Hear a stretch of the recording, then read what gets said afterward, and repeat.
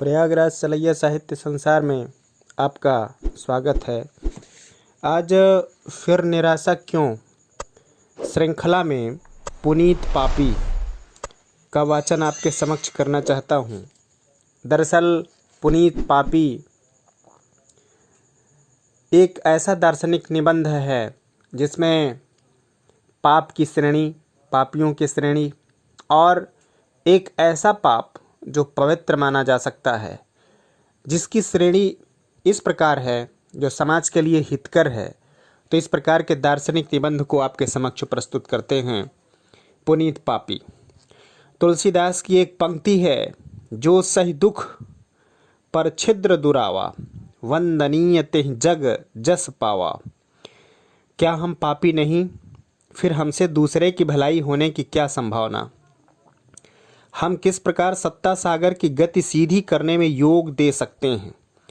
वेद, शास्त्र, पुराण, स्मृति आदि सभी मुक्त कंठ से जघन्य पापों से बचने की आज्ञा देते हैं, किंतु पापी को त्याज्य नहीं बनाते। कौन ऐसा है जो पापी नहीं? जब सभी लोग पाप पंक में फंसे हुए हैं, तो कौन किससे घृणा कर सकता है? कौन किसका परित्याग कर सकता है? एक दूसरे को घृणा की दृष्टि से देखकर हम इस भयंकर पाप पंक से बाहर नहीं निकल सकते। घृणा करने से हमारी शक्ति कम होगी। एक दूसरे के साथ सहृदयता में ही हमारे पाप पंक से मुक्ति होने की संभावना है। हम पापी हैं, हमें पापियों को नीच न समझना चाहिए। जब हम पाप के तीव्रतम ताप से तप्त होते हुए भी उससे विमुख नहीं होते, तब हमें पापियों से मुख मोड़ने का क्या अधिकार? ऐसा कौन सा पाप है जो हम नहीं कर सकते? फिर हम पापियों से अपने को किस आधार पर अच्छा समझें? क्या हम में कोई दुर्बलता नहीं? जब हम अपनी दुर्बलता पर दूसरों को हंसते हुए देखना पसंद नहीं करते, तो दूसरों की दुर्बलता पर क्यों हंसे? पापी लोग उनकी अपेक्षा अच्छे हैं जो अपने को पूर्ण समझते हैं। ऐसे लोग अपनी उन्नति का द्वार सदा के लिए बंद कर चुके हैं। उनके जीवन नाटक के अभिनय में अंतिम बार यवनिका पतन हो चुका है। उस नाट्यशाला के रंगमंच पर कोई मनोज्ञ दृश्य न दिखाई जाएंगे। उनकी शिक्षा शेष हो चुकी है। वे अपना समापवर्तन कर संस्कार करा चुके। वे अब पीछे ही हटेंगे, आगे न बढ़ेंगे। ना तो वे अपना सुधार कर सकते हैं, ना उनसे दूसरे के सुधार की आशा है। वे लोग हमारे नेता नहीं बन सकते। हमारा नेता हमसे बाहर नहीं हो सकता। हम पापी लोग समाज के गौरव हैं। मनुष्य ही एक ऐसा जीवधारी है जो पाप कर सकता है। पशु समुदाय न पाप करता है न पुण्य। देवगण केवल पुण्य ही पुण्य करते हैं। हम लोग पाप और पुण्य दोनों ही करते हैं। पाप करने की संभावना होते हुए पुण्य करना ही मनुष्य श्रेष्ठता का कारण है।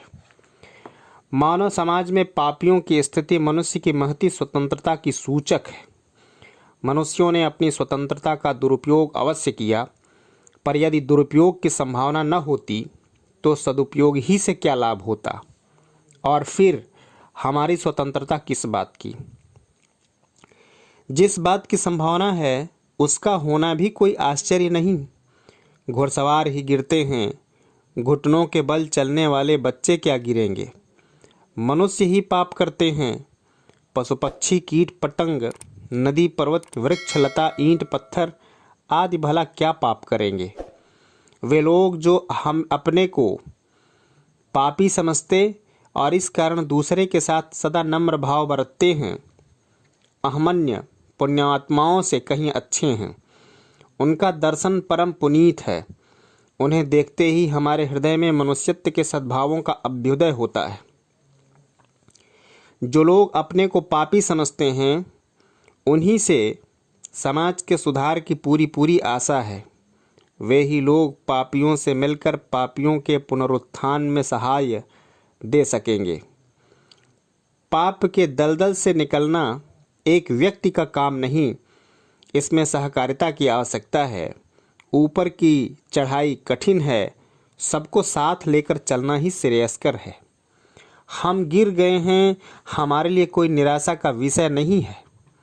गिरकर अधीर हो पड़े रहना लज्जा का विषय अवश्य है, किंतु न गिरने वाले से गिरकर उठने वाला ही श्रेष्ठ है। वह एक बार गिर चुका है, जीवन यात्रा के पथ को दुर्गम बनाने वाले गहरे गड्ढों और बड़ी बड़ी खाइयों को पहचान चुका है। अतएव संभल कर सावधानी से चलेगा। हमारा पिछला जीवन बुरा है, यह हमारे भय का कारण नहीं। यदि हम अगले जीवन को सुधार सकते हैं तो हमारा सारा जीवन सुधर जाएगा, गया वक्त भी हाथ आ जाएगा। हमारा जीवन बन रहा है, अभी सुधार का अवसर मिला है। अपनी भूल को मानने में अभी देर नहीं हुई। यदि हम गिरकर उठेंगे, संभलेंगे, सुधरेंगे तो हमारा सुधार चिरस्थायी होगा। हमारे अनेक साथी हैं, यदि उन्हें हम अपने साथ ले चलने की कोशिश करेंगे तो दुर्गम मार्ग भी सुगम बन जाएगा। मार्गस्थ सभी विघ्न बाधाएं टल जाएंगी। हम उनके साथ सुखपूर्वक चल सकेंगे और वे हमारे साथ अग्रसर होते जाएंगे। हमारी सहायता करने में वे हाथ बटावेंगे और उनकी सहायता करने में हम तन मन और धन समर्पण करेंगे। हमारा दुर्गम पथ सुगम हो जाएगा। फिर निराशा क्यों? जय हिंद, वंदे मातरम।